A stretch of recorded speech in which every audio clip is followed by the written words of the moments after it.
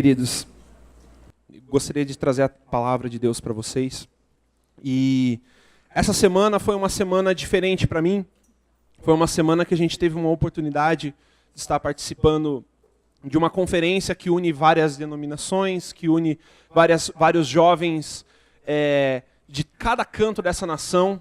E essa conferência estava acontecendo aqui em Curitiba esse ano, a conferência One Thing, liderada pelo Ministério F-Hop, lá de Florianópolis. E nós tivemos dias muito especiais durante esse tempo do feriado de Corpus Christi, tempo do nosso coração ter sido aquecido pelo Senhor, tempo de receber mais da presença dEle, mas mais do que isso, de receber um entendimento de quem Deus é. E nós precisamos entender que o entendimento de quem Deus é, para nossas vidas, é o que transforma as nossas vidas. É o que transforma a nossa forma de se relacionar com o mundo, com as pessoas, com tudo. E algo que a gente tem percebido que tem alegrou muito meu coração de ver, é de ver que nós, como Carisma, nós estamos caminhando para um caminho correto, um caminho que todas as nações estão começando. Deixa eu te falar uma coisa, querido. Sala de oração não é um modismo, não é uma modinha, não é um movimento. Existe uma razão pelo qual nós sermos chamados para adorar o Senhor, interceder a Deus, e como nós disponibilizamos como igreja desde o ano passado o início do nosso movimento da sala de oração. Isso tem sido um desafio que Deus colocou no coração primeiramente do pastor Davi e pastora Mônica, nossa cobertura, e colocou no desejo dos pastores dessa casa, pastor Duval e Mara, para trazer essa igreja a presença de Deus e a realidade da presença de Deus, o quanto isso é precioso e o quanto isso é importante, querido. Sabe, nos dias de hoje, o Brasil tem vivido um tempo, não só o Brasil, o mundo tem vivido uma época diferente. Uma época que todos nós somos chamados para adorar e a orar, mas por que não nas outras épocas? Na verdade, o tempo inteiro a igreja sempre foi chamada para isso, mas sempre negligenciou um chamado. Mas sempre existiu na história, como os moravianos, como pessoas que levantaram 100 anos, 200 anos de oração ininterrupta, dia e noite. Orações que causaram a mudança no reino de Deus aqui na terra. Causaram a instalação do reino de Deus aqui na terra. Causaram mudanças na nossa história. E talvez a gente não perceba isso, porque a gente vive numa época tão confortável, tão cheia de distrações.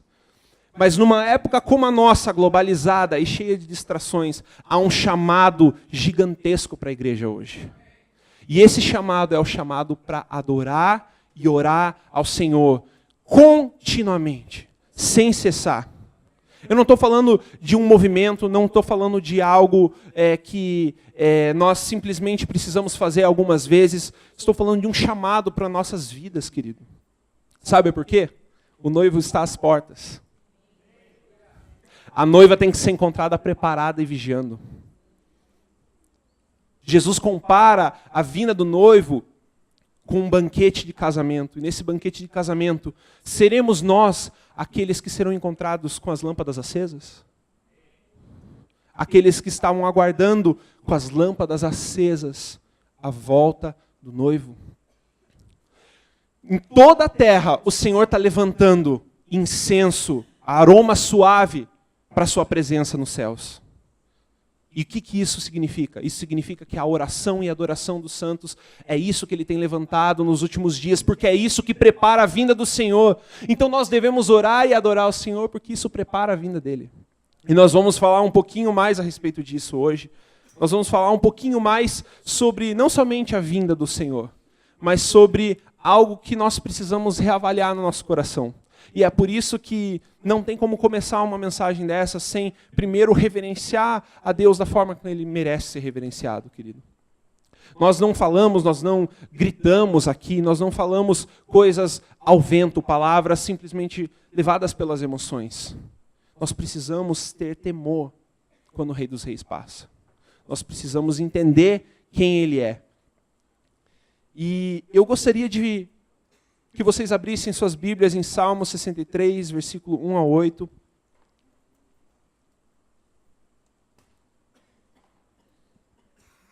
Como eu disse, toda a terra já tem clamado pela vinda do Senhor. A gente viu exemplos naquela conferência onde a gente participou, exemplos das Filipinas, na Coreia do Sul, não somente aqui em Florianópolis, nos Estados Unidos, mas em todos os lugares da terra estão sendo levantados torres de vigia, aqueles que serão os vigias dia e noite para orar e adorar ao Senhor, assim como Davi já tinha instalado esse ministério que foi negligenciado pelos reis de Israel, da adoração e oração dia e noite na presença do Pai. E talvez isso soe meio extremista, meio chocante para vocês, mas eu quero mostrar nessa palavra, não a respeito disso, mas eu quero falar a respeito de um amor que anseia, e esse é o tema dessa palavra. O amor que anseia. Salmo 63, versículo 1 a 8, diz assim, eu vou ler na versão NVT. Ó Deus, Tu és o meu Deus, eu te busco de todo o coração, minha alma tem sede de Ti, e todo o meu corpo anseia por Ti, nesta terra seca, exausta e sem água. Eu te vi em Teu santuário, contemplei o Teu poder e a Tua glória. Teu amor é melhor do que a própria vida. Com meus lábios eu Te louvarei. Sim, eu Te louvarei enquanto eu viver. A Ti em oração levantarei as minhas mãos. Tu me satisfazes mais que um rico banquete. Com cânticos de alegria eu Te louvarei. Quando me deito, fico acordado pensando em Ti, meditando a Teu respeito toda noite. Pois Tu és o meu auxílio, à sombra de Tuas asas, canto de alegria. Minha alma se apega a Ti, e a Tua forte mão direita me sustenta. Amém. No meu último mês, eu tenho dado uma estudada no livro de Salmos. E esse livro é um livro que eu gosto muito, acho que muitas pessoas gostam, porque é um livro muito fácil de se identificar. É um livro que, quando você vai para Salmos, você parte para um momento de identificação com os sentimentos do salmista. Os salmistas, que são diversos ali, desde Davi, Salomão, Asaf, os filhos de Corá, tem vários salmos, vários autores diferentes, e cada um, em algum momento, você consegue se identificar com os sentimentos que eles estão expondo ali. Então eu gosto muito de Salmos, porque eu, como uma pessoa muito racional, Salmos me transforma. Salmos faz com que a minha mente, a minha lógica humana comece a se dobrar e se quebrantar ainda mais diante do Senhor. Começa a me levar a uma identificação com sentimentos tão legítimos que a gente sente durante a nossa vida, durante a nossa caminhada cristã. Mas o que eu acho tão incrível é que Salmos também, além de conter profecias, cânticos e tantas coisas maravilhosas, ele contém exemplos dos melhores sentimentos que nós podemos sentir.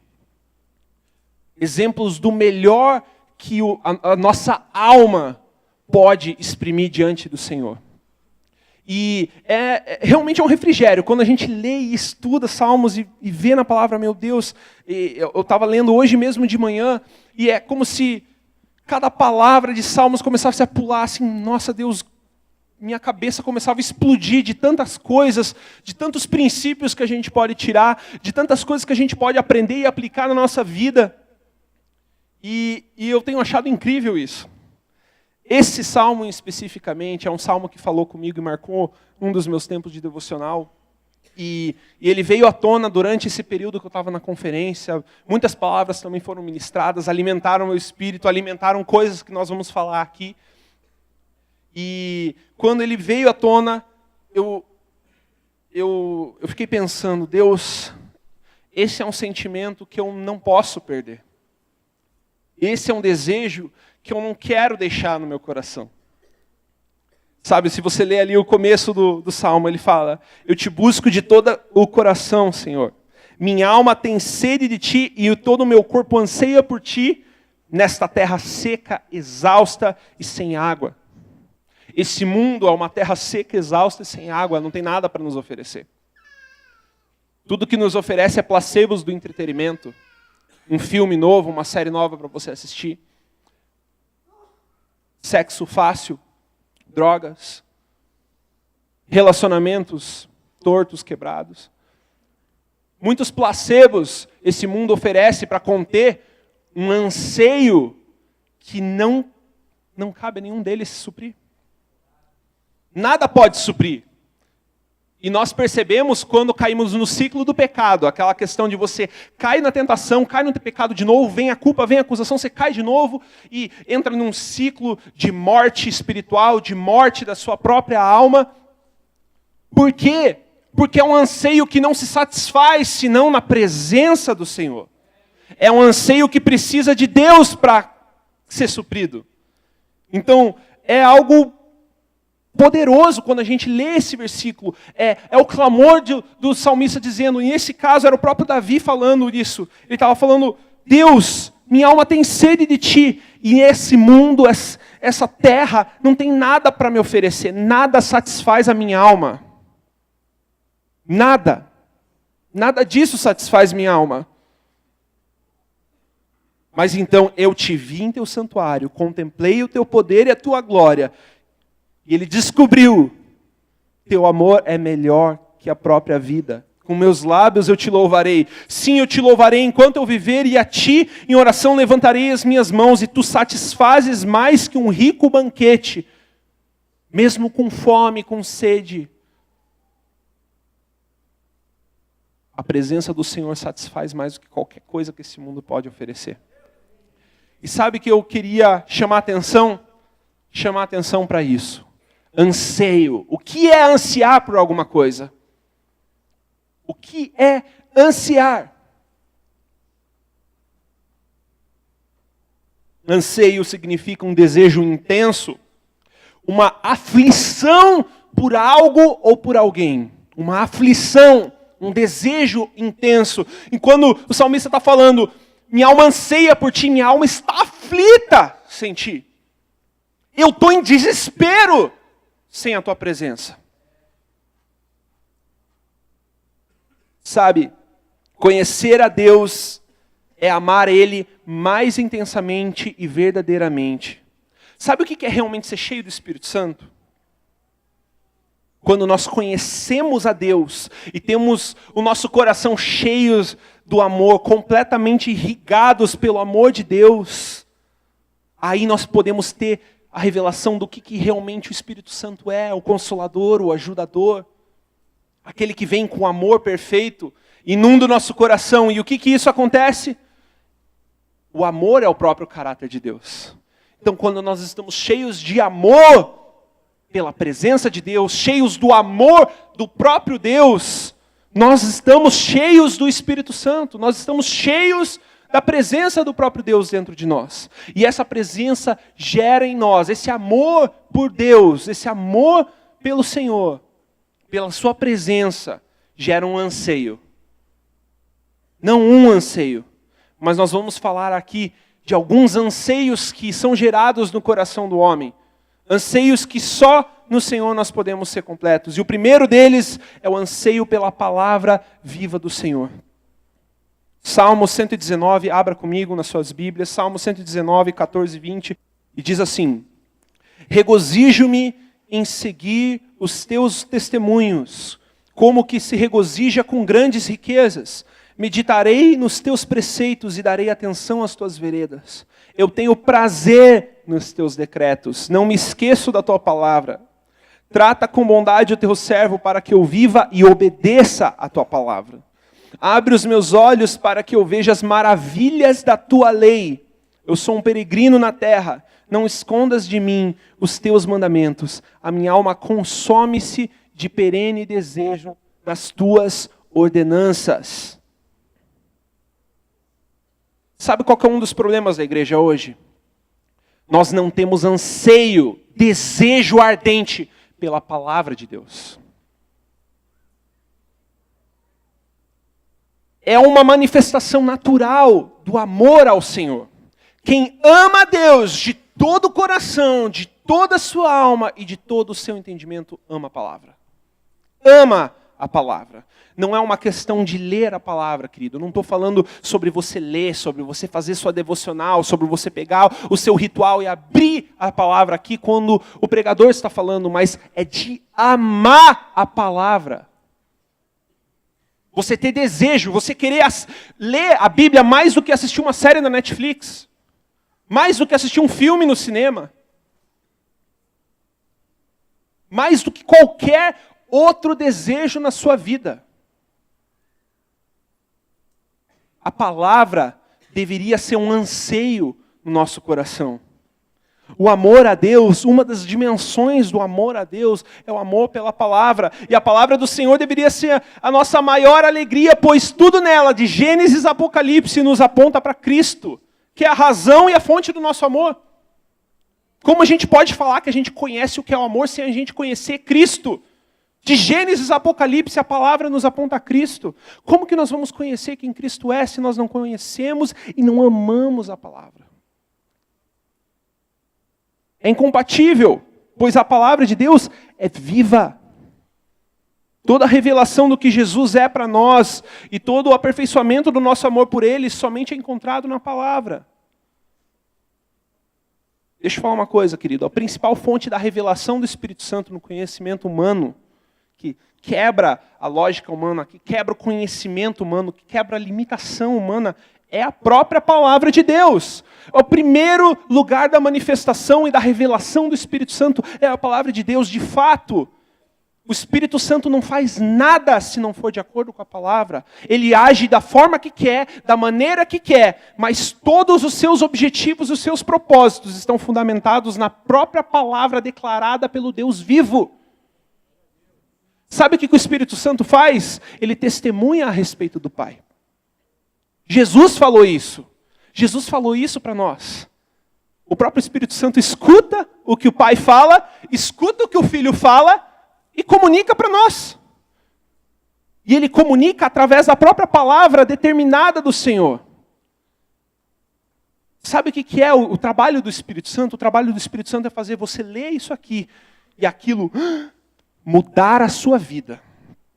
Porque a palavra somente lida, ela não muda nada.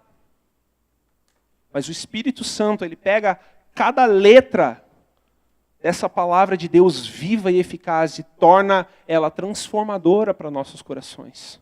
Muda as nossas vidas, muda as nossas atitudes, molda os nossos pensamentos. Quando você está triste, abalado, quer ver, eu vou dar um exemplo. Como que o Espírito Santo trabalha através da revelação dele na palavra. Sabe o que é revelação na palavra pelo Espírito Santo? É você, de repente você está passando por diversos problemas e diversas situações e tua alma está completamente barulhada, bagunçada, querendo negar o Senhor. E de repente você se depara com um salmo que diz: por que estás triste e abatida, ó minha alma? Põe a sua esperança no Senhor e eu ainda o louvarei. E de repente quando você lê aquilo, você para. E você lê de novo. Verdade. Alma, por que você está assim? Põe a esperança no Senhor. E daí você continua e mostra que os salmos começam a te revelar como o Senhor é bom e a misericórdia dele dura para sempre. Mas eu não estou vendo a bondade do Senhor na minha vida. Mas o Senhor é bom. Não. E o Espírito Santo começa a te relembrar a cada momento da bondade do Senhor na sua vida. Cada momento em que Ele trabalhou com você com compaixão, com amor. Isso é a revelação do Espírito Santo na palavra, querido. É o Espírito Santo falando com você por meio dela e tornando aquilo vida para a sua vida.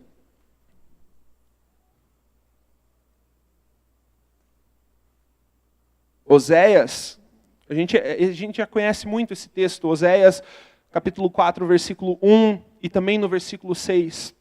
Primeiro, Deus estava fazendo um comunicado para Oséias e falando: não existe nenhum conhecimento de Deus na terra.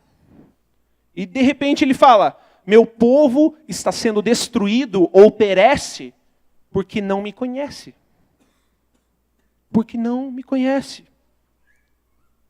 Nós precisamos conhecer o Deus que a gente serve. Se você está nessa igreja, você precisa conhecer Ele na sua intimidade. Você precisa amar a palavra, querido. Sabe, é a única coisa que vai fazer você permanecer, vai ser uma âncora firme na tua alma, para gerar em você esperança, convicção de tudo que você vive, do seu chamado, das promessas do Senhor para a tua vida. É a palavra de Deus. E para isso você precisa amar a palavra de Deus, porque se você diz que ama a Deus, você precisa amar a sua palavra. Vou dar alguns exemplos. A palavra de Deus tem tantos versículos bíblicos para embasar isso aqui, que eu perderia horas, dias talvez, mostrando todo o embasamento bíblico para você confiar na palavra de Deus.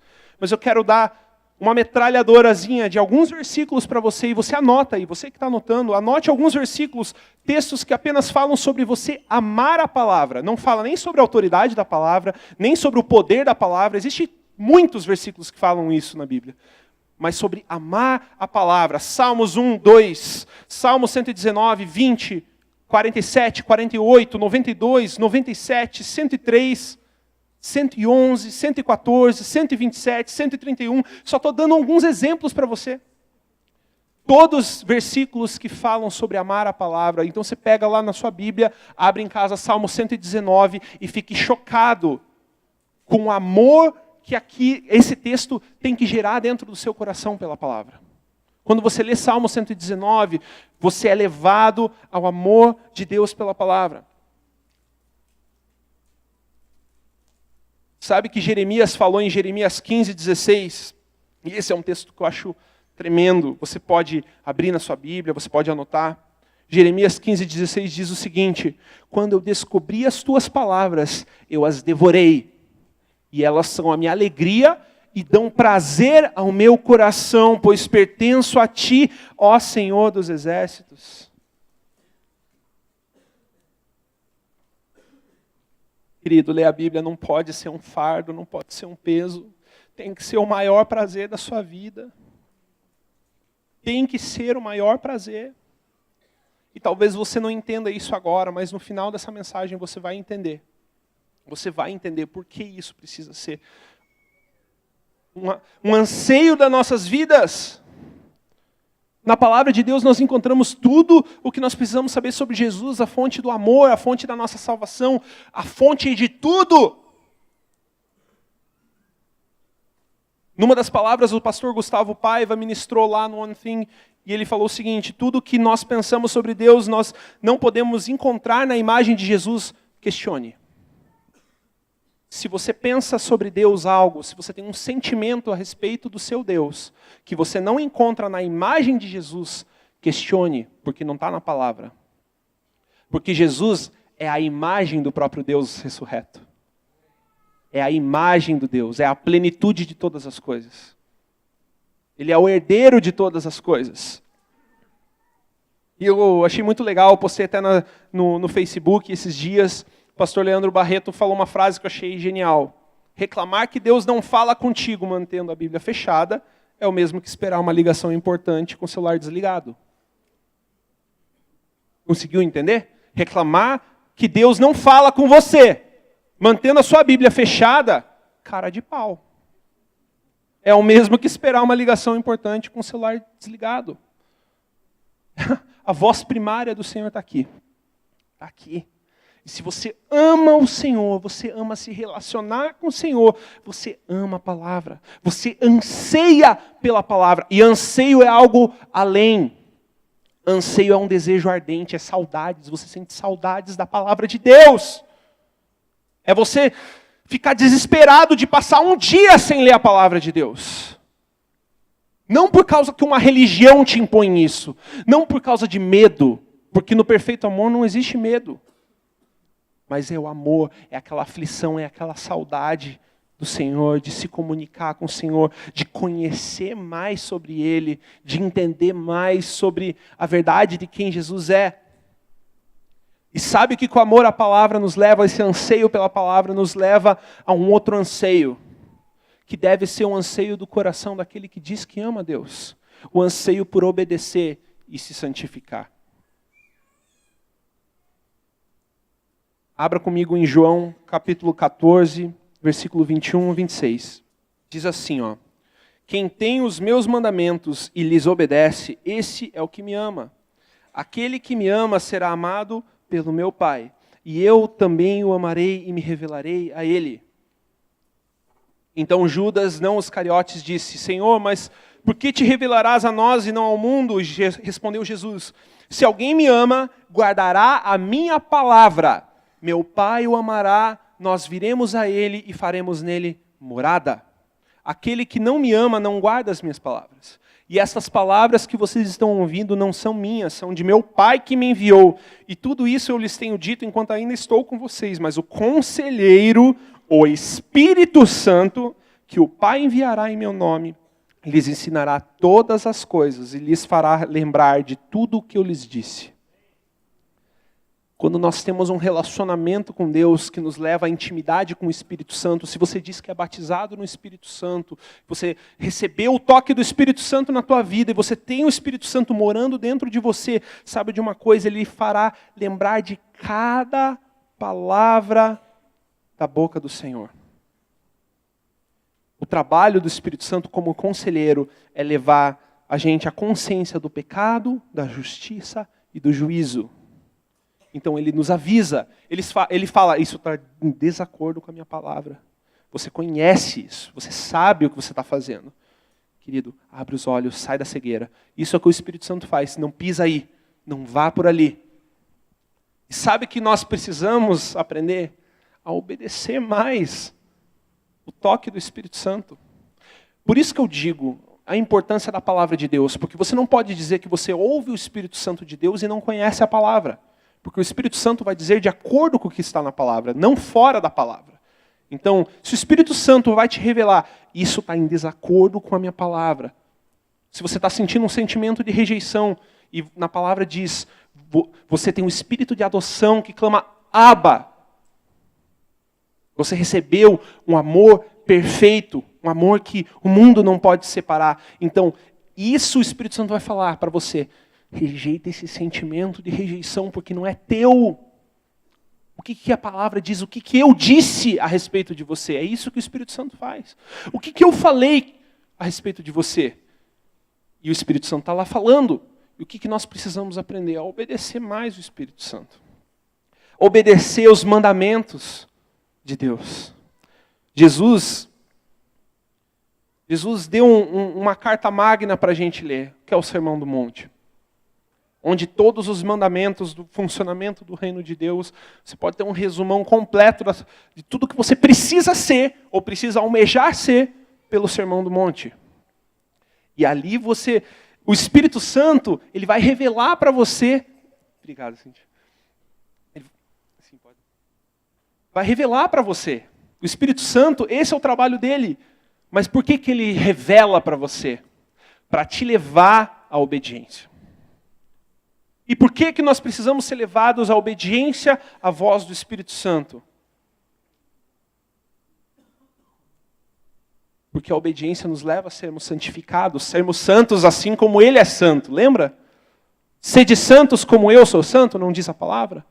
Obediência nos leva não somente à santificação, mas nos leva ao cumprimento perfeito do que Jesus define que é o amor. A definição de Jesus sobre amor é aquele que me ama, me obedece. Aquele que me ama, obedece aos meus mandamentos. E sabe o que é o amor aperfeiçoado em nós? É o amor que não deseja obedecer e se santificar por medo, por causa da lei. A gente já falou aqui, 1 João diz que o perfeito amor lança fora todo medo. Mas a obediência é a nossa maior demonstração de amor ao Senhor. Desejar a santidade, a morte do nosso ego, a morte da nossa carne, dizer não para o pecado, assim como Jesus fez. Tudo isso por causa de um amor genuíno, que anseia ser demonstrado em obediência. Sabe o que é, querido? Você se santifica e você obedece porque você ama Jesus.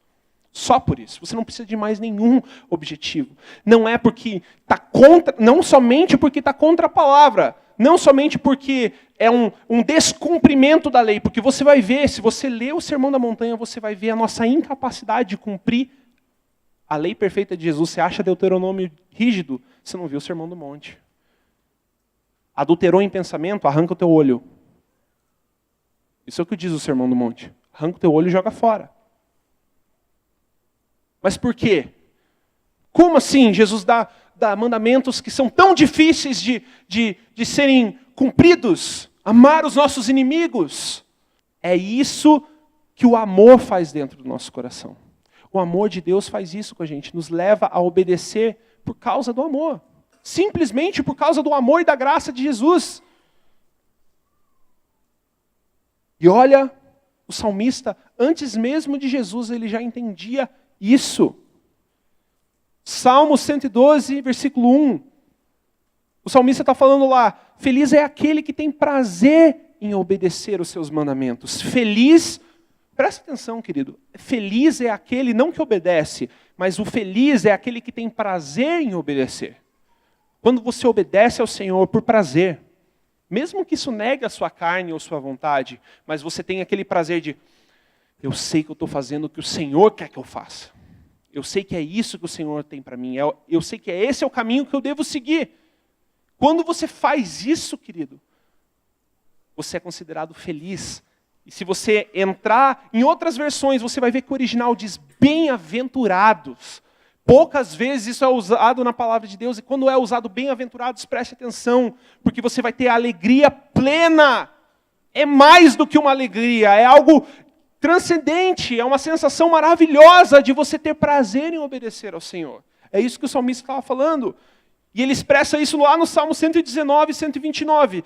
Teus preceitos são maravilhosos e é por isso que eu os obedeço. Os seus mandamentos, Senhor, a sua palavra é tão maravilhosa que é por isso que eu obedeço. Ela é justa. Se você vê lá em Salmos 19, vai falar que a lei do Senhor é justa e revigora a alma. Os preceitos do Senhor são límpidos e dão vida ao coração. Então quando você lê isso, isso tem que... Nossa, eu quero obedecer. Eu quero obedecer. Eu quero me santificar. Essa decisão de viver uma contracultura em santidade através de obediência total, não uma obediência parcial, tem origem no reconhecimento pleno de Deus como Deus, porque você tem comunhão com Ele, conhece Ele e ama Ele. Então, se você ama o Senhor e tem comunhão com Ele, com o que Ele é, você vai desejar obedecer e ir contra tudo que os amigos dizem, tudo que a cultura caída, decaída, corrompida humana diz. Sabe por quê? Porque você quer viver a cultura que vem do céu, não viver a cultura dos homens.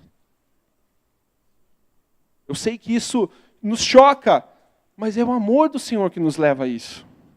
Você entende que você não precisa ter nenhuma supercapacidade dentro de você? Você só precisa receber o amor de Deus e reconhecer o amor de Deus e cumprir o primeiro e único mandamento, que Ele está acima de todas as coisas. Ame o Senhor teu Deus de todo o teu coração, toda a tua alma e todo o teu entendimento. Salmo 119, 33 a 37. Abra as suas Bíblias.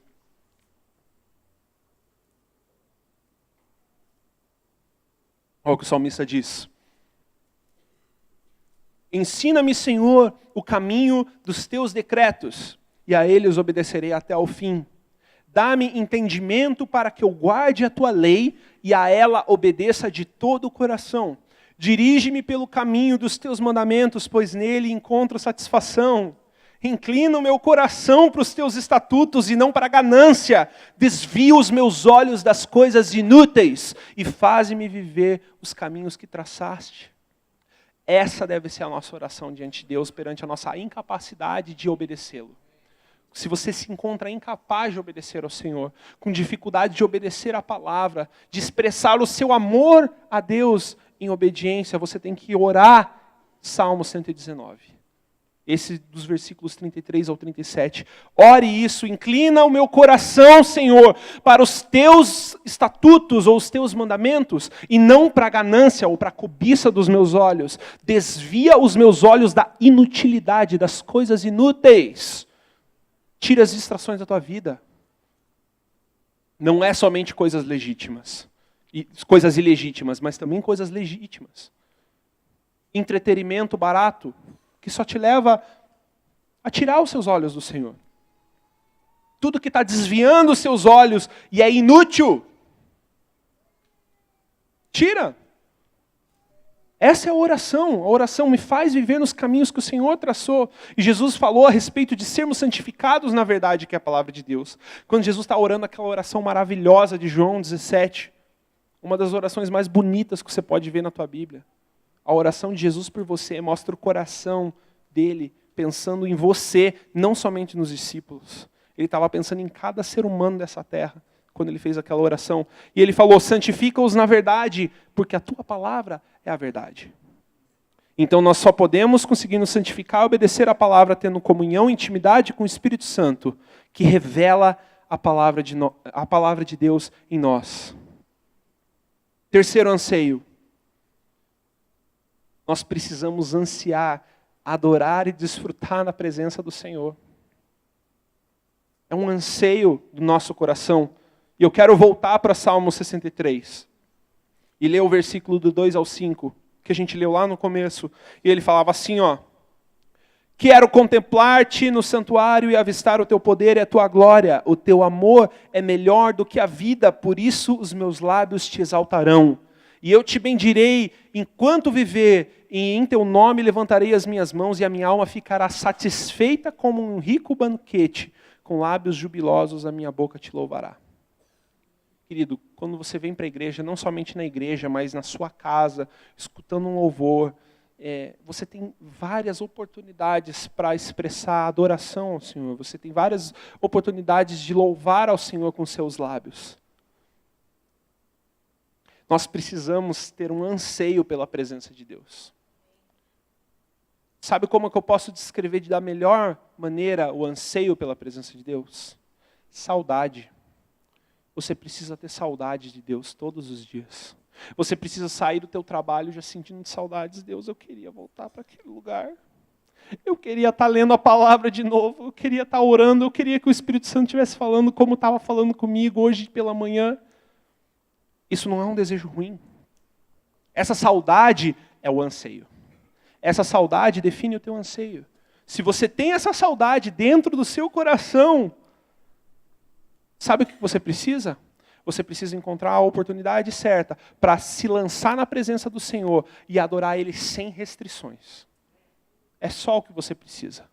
Se lançar na presença de Deus, porque Deus colocou dentro de você um anseio e uma saudade pela presença dEle. Mas eu quero chamar a atenção para algo que me impactou lá nessa conferência, durante uma ministração do pastor Luciano Subirá. E ele ministrou algo assim que impactou muito a minha vida.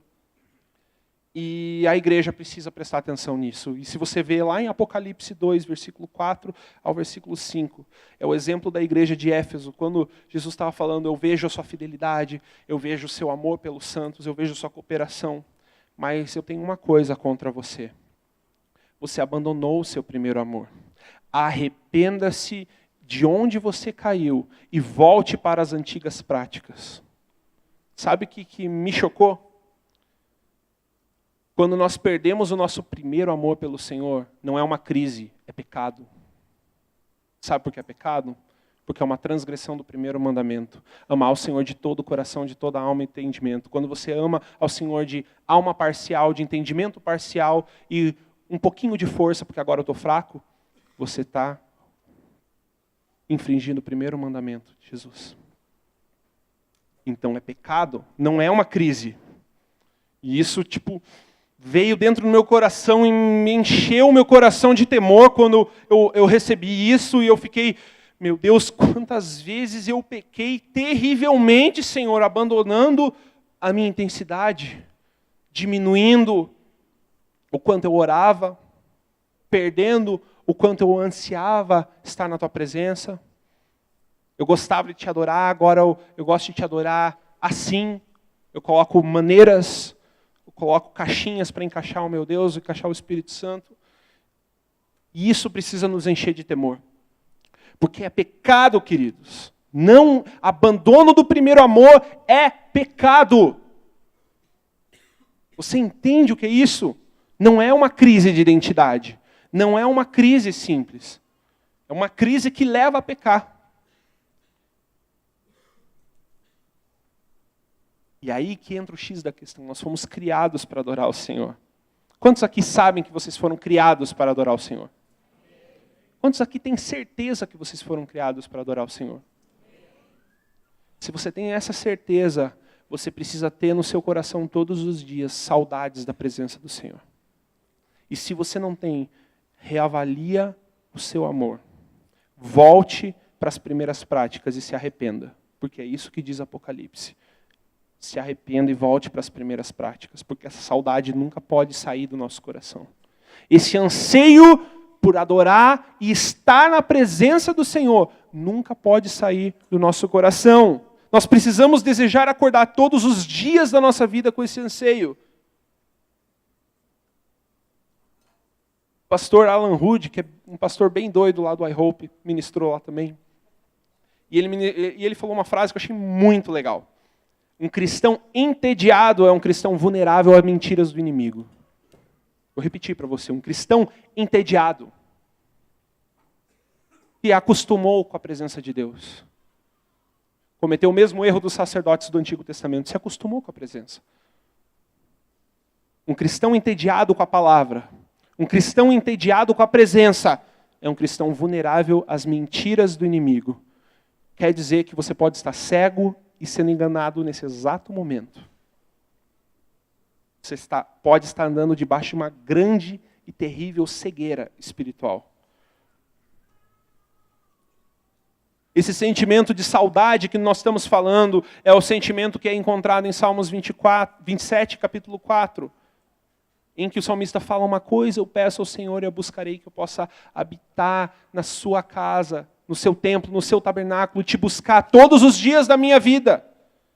E lá no versículo 8 do mesmo capítulo ele vai falar o seguinte: meu coração ouviu dizer da tua voz, Senhor, entre na minha presença. E o meu coração respondeu: Senhor, eu irei. Essa é uma postura de coração que é encontrada em Salmos 27. Uma postura de um salmo de Davi. Então nós precisamos ansiar a presença de Deus, amar a presença de Deus. Você precisa ansiar, buscar mais a Deus. Quando a igreja coloca um turno de oração disponível para você poder buscar mais o Senhor e você simplesmente negligencia isso para assistir uma série do Netflix, qual é o seu problema? Qual é o nosso problema, queridos? Porque é nós, é a igreja que está sofrendo com isso. A igreja paga o preço disso. A igreja paga o preço pela negligência. Todos os reis de Israel que negligenciaram o ministério que Davi iniciou da adoração dia e noite, em que eles adoravam e mantinham o serviço no templo. E todos os reis que zelavam por isso prosperavam, mesmo que tivessem um caráter ruim. Eles prosperavam. Mas todos aqueles que negligenciavam o serviço no templo, que negligenciavam a presença de Deus e tratavam ela como banal, todos eles afundaram miseravelmente. Todos. Você pode estudar no seu livro de Bíblia, nos seus livros da Bíblia de Reis. Parece meio extremo ou falta de equilíbrio, mas, sério, quando você pensa nessa questão, isso é muito falta de equilíbrio. Dani, o que você está falando é meio desequilibrado, a gente precisa ter um pouco de equilíbrio. Eu já pensei assim também. Eu vou dizer uma coisa, eu estava cego. E se você pensa assim hoje, você está cego. Porque o Senhor é digno de toda adoração. Ele é digno de ser louvado eternamente. O que você acha que você vai fazer durante a eternidade? Você não vai parar de adorar Ele um segundo. Não vai ter canções suficientes. Não vai ter oração suficiente. Não vai ter nada que nós possamos fazer que seja o suficiente para dizer: estamos encher o saco. Estamos entediados. Sabe o que vai acontecer? Vai acontecer igual acontece com seres viventes. Toda vez que eles contemplam: Santo, Santo, Santo é o Senhor dos exércitos, Deus Todo-Poderoso. É isso que vai acontecer na eternidade. E se você diz e você canta: Pai nosso que estás no céu, santificado seja o teu nome, venha o teu reino, seja feita a tua vontade, assim na terra como no céu. Você está trazendo o modelo de adoração do céu aqui para a terra. Sabe o que isso inclui? Isso inclui que você está no teu trabalho e de repente você parou, leu um versículo e o Espírito Santo te impactou. Aleluia. Você começa a orar, você tem que sair para o banheiro. Senhor, me perdoa, Deus, como que pode? Eu amo o Senhor, eu amo a tua presença, eu não posso mais ficar negligenciando a tua presença desse jeito. No teu trabalho, na tua faculdade, onde quer que você esteja, a palavra do Senhor vai começar a ser mais forte do que esse mundo para você. Porque se você ama o Senhor, a palavra dele, o Espírito Santo falando com você vai ser mais forte do que qualquer coisa que você pode ter terreno nessa terra. qualquer vida, qualquer carreira, qualquer futuro profissional, qualquer coisa que você esteja, qualquer sonho que você está tendo, o Espírito Santo é perito em destruir sonhos que não são de acordo com a palavra, que não têm a ver com o propósito de Deus preparado para a tua vida.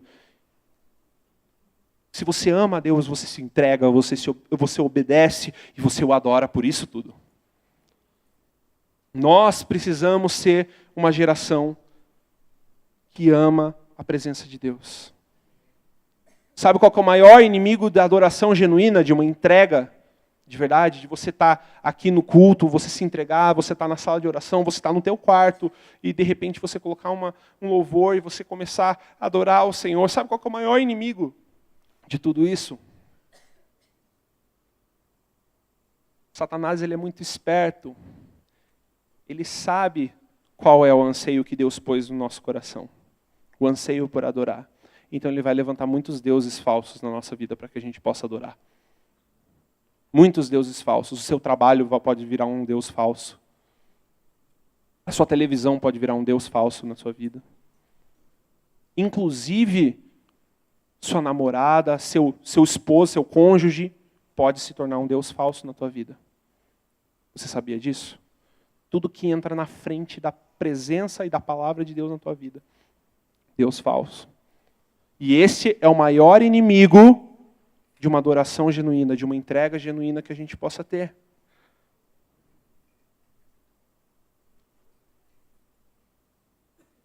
Um exemplo que a gente recebeu lá nas palavras, falava de João.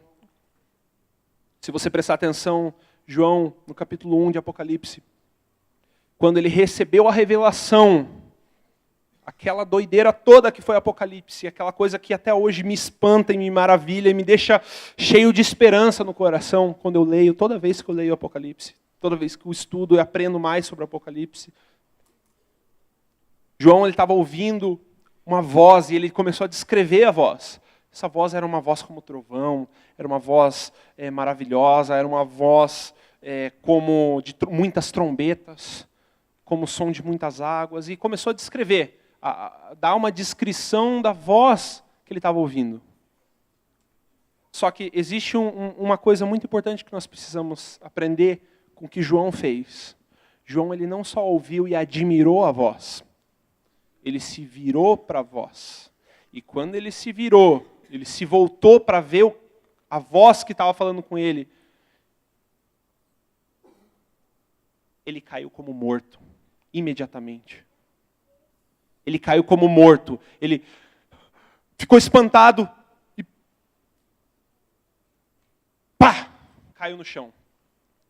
Quando ele caiu no chão, ele percebeu, eu não tinha dimensão da majestade do que está acontecendo aqui, da dimensão do Deus que eu sirvo, do poder e da grandeza do Senhor que eu sirvo, que está falando comigo agora. Muito temor se apoderou nele. Sabe o que acontece? Nós ouvimos a voz do Senhor em pregações, nós sentimos o toque de Deus nos chamando aqui na igreja, na sua célula, mas nós não nos voltamos para essa voz. Nós não tomamos a postura de ir e buscar a presença. Eu quero ouvir mais essa voz. Eu quero conhecer essa voz. Nós negligenciamos isso. E quando você negligencia isso, você perde uma oportunidade de poder exercer a verdadeira e a genuína adoração. Porque é impossível se voltar para essa voz que fala com você, a voz do Espírito Santo, que significa você ter uma experiência genuína com o Espírito Santo e você não cair prostrado no chão em humilhação, rendendo graças ao Senhor e louvando Ele de maneiras inimagináveis, que só Deus pode falar com você naquele momento. Sabe, nunca haverá canções suficientes para louvá-lo. Nunca vai ter uma entrega suficiente para a nossa adoração chegue a ser plena. Nunca vai ser o suficiente. Nós temos que buscar incessantemente. É o que o salmista já falava, Davi já estava falando isso. Eu sou como um peregrino nessa terra. Então nós temos uma peregrinação rumo a trazer o reino de Deus para essa terra. Esse é o nosso papel. Nós temos uma peregrinação. Nós continuamos.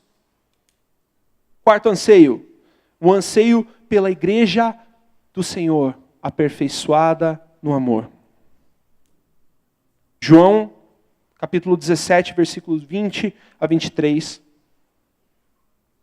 Eu já vou ler por causa do tempo. Minha oração é não apenas por eles, mas rogo também por aqueles que crerão em mim por meio da mensagem deles, para que todos sejam um, Pai. Como tu estás em mim e eu em ti. Que eles também estejam em nós, para que o mundo creia que tu me enviaste. Eu dei-lhes a glória que me deste, para que eles sejam um, assim como nós somos um, eu neles e tu em mim. Que eles sejam levados à plena unidade, para que o mundo saiba que tu me enviaste e os amaste como igualmente me amaste. Quando nós amamos a Deus, nós ansiamos pela unidade da noiva de Cristo, pela unidade da igreja. Nós ansiamos pelo exercício do segundo mandamento, que era amar o nosso próximo como a nós mesmos. A essência da oração de Jesus é que a igreja crescesse em unidade em toda a terra, em comunhão do seu nome, adorando em uma só voz. Sabe o que é, querido? No momento de adoração, toda a igreja, sem exceção, das crianças até os velhos, não param de adorar. Em uma só voz. Unidade da igreja. Esse anseio pelo aperfeiçoamento no amor da igreja é uma resposta natural de um povo completamente cheio do amor de Deus e que vive da palavra e desfruta de uma adoração genuína. Então, se você ama a palavra, você obedece a palavra e você adora a Deus genuinamente, dentro do seu coração vai arder o amor pela igreja. Vai arder o amor uns pelos outros. O amor que nos leva a ser um só. Porque nós sabemos que ainda, como igreja, em toda a terra, nós não somos um. Mas Deus está levantando uma igreja de unidade. Deus está levantando uma só igreja. Não importa se temos 20 mil denominações no mundo, Deus está levantando uma só igreja. Independente de denominação, independente de conceitos teológicos, independente de doutrinas, mas Deus está levantando uma só igreja, unida e alicerçada no amor de Deus. Uma só igreja. Se você ama Deus, obedece aos mandamentos do Senhor e adora a Ele, ama a presença dEle, você ama também o seu irmão. Você ama a sua igreja. Você ama servir na casa do Senhor. A gente já falou isso em outra mensagem, eu não vou me ater tanto, mas é importante você entender que tem que ter um anseio por servir a Deus. É tempo de pessoas serem levantadas para servir e adorar, com mais zelo, com mais excelência e com mais amor. A igreja precisa de muito mais zelo, muito mais excelência e muito mais amor, queridos. Nós precisamos aprender a exercer com muito amor. Se nós temos o amor de Cristo dentro de nós e tudo que nós fazemos para o Senhor e para a nossa igreja, para a nossa célula, para os nossos irmãos, é alicerçado, é fundamentado no amor que nós temos de Deus, nós exercemos isso com excelência e com zelo. Nós não fazemos de qualquer jeito. Nós não tratamos como se fosse algo banal, nós tratamos melhor do que nossa própria casa. Nós tratamos a casa de Deus melhor que a nossa própria casa. Quantas vezes já chorei de chegar aqui e ter visto coisas quebradas, lixo jogado, porque a casa de Deus é tratada de qualquer maneira. Estou dando um dos exemplos, querido. Isso eu estou falando da casa de Deus. Mas nós precisamos entender com os nossos irmãos, o nosso próximo. Nós precisamos estender esse amor para as pessoas. Nós precisamos ter zelo e excelência pela vida das pessoas. Pelo serviço na casa de Deus. Isso é amar a noiva de Cristo. É amar a igreja. Lembra de 1 João 4? Fala o seguinte: amados, amemos uns aos outros, pois o amor procede de Deus. Aquele que ama é nascido de Deus e conhece a Deus. E quem não ama não conhece a Deus, porque Deus é amor. E esse texto depois ele continua falando: nisto consiste o amor. Não que nós amamos Ele primeiro, mas que Ele primeiro nos amou. E é esse amor que nos leva a amar as pessoas, ansiar por uma igreja unida, Anseio pela unidade da igreja. Sabe, é possível nós servirmos a noiva de Cristo, nós trabalharmos na igreja, líderes de célula, membros de núcleo, pessoal que trabalha em ministérios. É possível você servir na casa de Deus sem que a sua motivação seja o amor. É possível ter outras motivações. Reconhecimento dos homens, superação do medo de rejeição.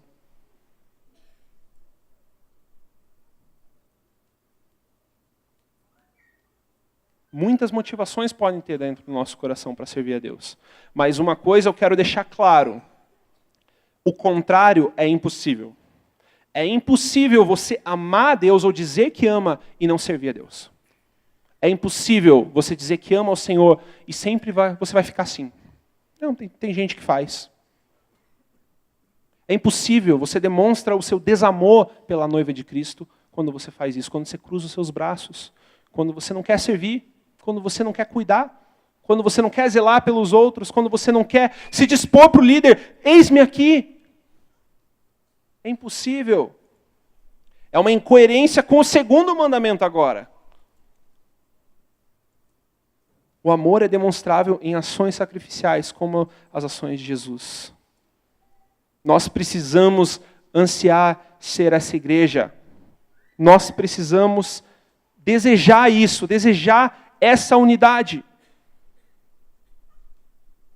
Olha o que Romanos 15:5 diz, que Deus, aquele que concede paciência e ânimo, os ajude a viver em completa harmonia uns com os outros, como convém aos seguidores de Jesus Cristo. Harmonia, não divisão, não fofoca, não gritaria, não discussão. Isso envergonha o nome de Cristo. É para isso que nós fomos chamados. Mas olha aqui que ele fala, olha o objetivo disso. Então todos vocês poderão se unir em uma só voz para louvar e glorificar a Deus, o Pai de nosso Senhor. Porque em uma só voz a igreja se torna unida. O amor nos une, aquece o nosso coração, assim como a igreja primitiva era. O amor nos une e o amor nos leva a uma adoração muito mais perfeita. Você adorar da sua maneira, com seu coração entregue é uma coisa, mas você adorar ao Senhor com o coração entregue, com toda a igreja fazendo a mesma coisa junto com você, querido, isso tem poder. Isso atrai a vinda, isso apressa a vinda do Senhor. Isso apressa o reino de Deus ser manifestado aqui na terra. E por último, eu queria falar o seguinte, nós precisamos desejar a vinda do Senhor.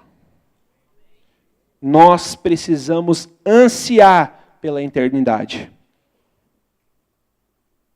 Abre em Colossenses capítulo 3, versículo 1 ao 4. Portanto, já que vocês ressuscitaram com Cristo, procurem as coisas que são do alto, onde Cristo está assentado à direita de Deus. Mantenham o pensamento nas coisas do alto e não nas coisas terrenas, pois vocês morreram e agora a sua vida está escondida em Cristo, em Deus. Com Cristo em Deus. Quando Cristo, que é a sua vida, for manifestado, então vocês também serão manifestados com Ele em glória. Sabe o que é isso? Os nossos pensamentos têm que estar na eternidade. Nosso desejo precisa ter que estar em coisas que perduram por toda a eternidade, no reino de Deus aqui na terra. Tudo que você faz na sua vida aqui tem que ser com o propósito de trazer o reino de Deus para a terra. Na sua profissão, na sua família. Eu não sei qual é o estado que você está nesse mundo hoje, mas pode ter certeza, ele é transitório. Não importa o quanto você se dedicou, não importa o quanto você achou que estava construindo algo, mas é transitório. Eu garanto, a palavra de Deus nos garante isso. Mas se isso que você faz, se tudo a sua vida gira em torno de fazer algo para trazer o reino de Deus aqui na terra, querido, você está no caminho certo, você está cumprindo o plano e o propósito de Deus. E mais do que isso, você está apressando a vinda do Senhor, você está dizendo, Deus vem, Maranata! Vem, Jesus! O fundamento do nosso amor consiste em ter revelação e não somente a informação. do quanto Ele nos amou primeiro. Sabe por quê? Isso nos traz a ciência do maior milagre que já existiu em todos os tempos. Você sabe qual que é o maior milagre? A sua regeneração. O fato de você ser nova criatura é o maior milagre de todos os tempos. Por quê? Porque você saiu da morte para a vida com o mesmo poder da ressurreição que operou em Cristo Jesus, é o poder que opera agora na sua vida, te tirando da morte para a vida. Te dando acesso ao Espírito Santo, te dando livre acesso para a presença de Deus. Esse é o maior milagre de todos. Não existe maior milagre do que esse. Vai ter a terra precisa ser cheia dos grandes feitos do Senhor, e eu creio nisso. Eu creio que cegos vão ver, eu creio que coxos vão voltar a andar, eu creio que pessoas serão curadas de câncer, de doenças incuráveis, porque esse é o poder do Senhor, que leva ao reino de Deus aqui na terra. Isso é trazer o reino de Deus aqui na terra. Mas sabe qual é o maior milagre de todos? O maior milagre é você estar aqui como uma nova criatura. A sua regeneração é o maior milagre. Sabe por quê? Porque nesse momento desperta em você algo que já estava dentro de você, mas estava morto, que é o teu anseio pela eternidade. Em Eclesiastes, capítulo 3, versículo 11, Salomão diz que Deus colocou no coração do homem um anseio, um desejo desesperado pela eternidade. É um desejo eterno por mais. Nós não vamos entender isso. Nós não conseguimos, às vezes, compreender isso. Sabe o que é esse anseio pela eternidade? Se você tem relacionamento com Deus, à medida que você cresce no seu relacionamento com Deus, cresce na presença do Senhor, cresce em desfrutar da presença de Deus, sabe o que isso vai acender no teu coração? Um desejo maior por, eu preciso estar com você, eu não aguento mais estar aqui tendo tão pouco. Eu tenho que estar com você, Jesus. Isso aqui é tão passageiro, isso aqui é tão pouco.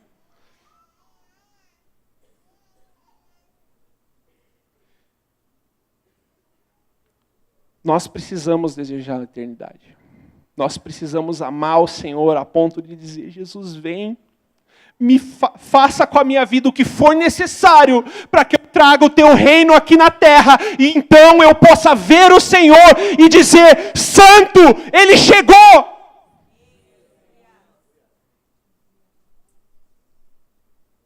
Isso não é extravagância, gente. Isso não é exagero. Isso é o que a palavra diz. E nós só vamos compreender isso quando nós compreendemos Apocalipse 4 e Apocalipse 5. E é complicado de entender aquela cena, aqueles seres viventes contemplando, dizendo santo, santa adoração é infinita no céu. E nunca para, e nunca para, e nunca para, e nunca para. Até o momento que o Cordeiro aparece para abrir os selos. E antes dele abrir os selos, todos se prostram diante do Cordeiro. E é o único momento da história da eternidade das eras em que os 4 seres viventes e os 24 anciãos, eles param tudo o que eles estão fazendo e trazem diante do Cordeiro a adoração e a oração dos santos, que somos nós, a igreja. A nossa oração e a nossa adoração é o que para a eternidade para que Cristo, então, abra os selos e venha. Então, quando a igreja estiver plenamente adorando sem parar, orando sem parar, desejando o Senhor sem parar, mais do que profissões, mais do que uma vida terrena, mais do que qualquer coisa que esse mundo possa oferecer, então Jesus vai poder pegar aquilo, abrir os selos, eis que estou vindo, e venho sem demora. Porque é chegado o meu casamento com a minha noiva. E eu vim buscar a minha noiva. Nós nascemos para adorar o Senhor. É por isso que você adora o Senhor. Por isso que você sente algo diferente. Se você é um verdadeiro adorador e você tem um amor pela presença do Senhor, você sente algo que você não tem como explicar quando você adora o Senhor e você tem um toque do amor de Deus na sua vida. Não tem como explicar. Tudo que eu posso dizer que a palavra nos dá um relance é que é um pouquinho do que você vai experimentar no céu durante toda a eternidade. Na eternidade a gente não se entedia. Na eternidade você nunca vai falar que é suficiente. Na eternidade você vai dizer santo, santo, santo, santo. pá, cai prostrado. Você vai levantar, santo, santo, santo, santo de novo, e ele vai ser infinito. E Deus vai te dar tantas canções, tanta criatividade, a gente já tem tanta criatividade hoje no mundo, tantas canções sendo levantadas de adoração, hoje em dia. A gente sabe que tem muita heresia por aí, mas Deus está levantando uma igreja que adora na palavra, adorações lindas, canções que nos levam a dizer quem Jesus é. E está sendo levantado por toda a terra essas canções, essa adoração. Sabe o que vai acontecer quando chegar lá? Nós vamos descobrir que nós tínhamos esse limite para a nossa criatividade. E agora a gente não tem limite. E vai ser infinita a adoração. Vai ser infinitas possibilidades de adorar. Vai ser infinito as palavras para a gente encontrar. Vão ser infinitas as formas de adorar o Senhor. E o relance que nós podemos ter aqui começa no teu secreto. Deus precisa levantar uma geração que ama o lugar secreto. Que ama a presença do Senhor e anseia pela sua vinda. E eu quero terminar com o versículo de Apocalipse 21, capítulo 3 e versículo 7. E querido, quando eu leio esse verso, toda vez que eu leio isso aqui eu choro. E eu não sou de chorar. Porque isso aqui me lembra o meu destino. Isso aqui nos lembra o propósito de tudo. Eu ouvi uma forte voz que vinha do trono, Apocalipse 21, 3. Eu vi uma forte voz que vinha do trono e dizia: agora o tabernáculo de Deus está com os homens, com os quais ele viverá. Eles serão os seus povos, e o próprio Deus estará com eles, e ele será o seu Deus. Ele enxugará dos seus olhos toda lágrima.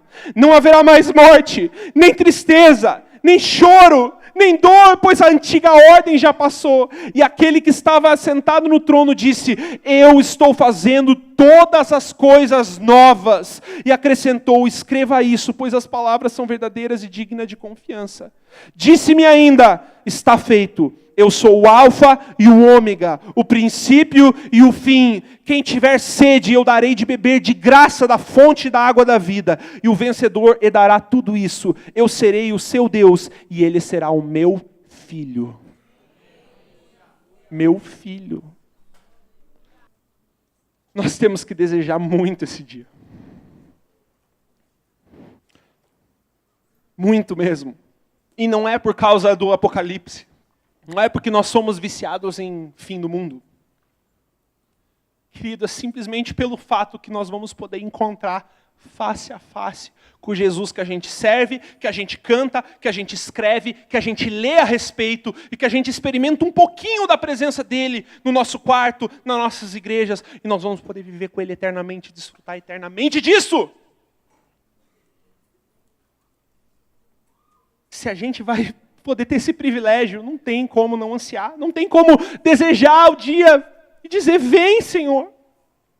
Se você deseja, se você é um daqueles que deseja o dia da volta do Senhor, você precisa fazer uma pergunta para você. Como está o nosso amor pelo Senhor? Como está o nosso amor por Deus? Nós desejamos e temos prazer por sua palavra? Nós procuramos o obedecer e se santificar por gratidão? Nós encontramos no lugar de adoração e oração o melhor entretenimento do mundo? Nosso maior desejo? Zelamos pela unidade da igreja e por servi-la? Aguardamos ansiosamente a sua volta? Faça essas perguntas para você mesmo. Gostaria que fechasse os seus olhos.